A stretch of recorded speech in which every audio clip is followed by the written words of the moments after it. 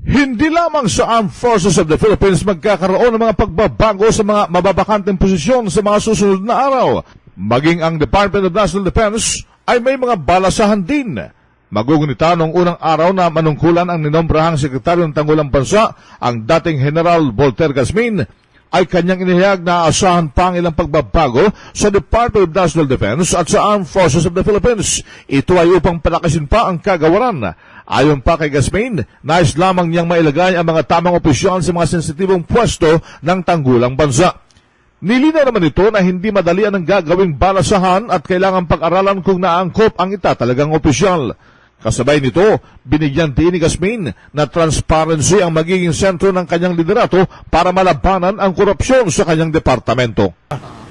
But first things first, putting the right man into the right job. So I've got to know the people manning all these things. See their capabilities, kung ano ang talent nila, ilagay natin kung saan ang talent.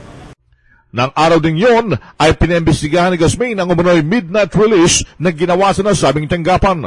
Ayon sa ulat, umaabot umano sa 15 milyong piso ang nailabas mula sa Department of National Defense hanggang sa huling araw ng Arroyo administration.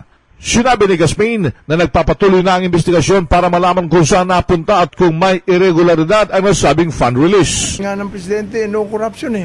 Si Secretary kasi Gonzales na may parang pinatalsik siya from the accounting head from the Department of Defense na meron daw We're having siyang that investigated. funds. We're having that investigated and soon you will know the result of the investigation. Inaasahan na sa mga susunod na mga araw ay makikipagpulong umano si Gasmin sa mga opisyal na militar upang talakayin ang mga programa ng AFP Modernization Program. RH 911, Bing Fermento ng DCRH, Nationwide.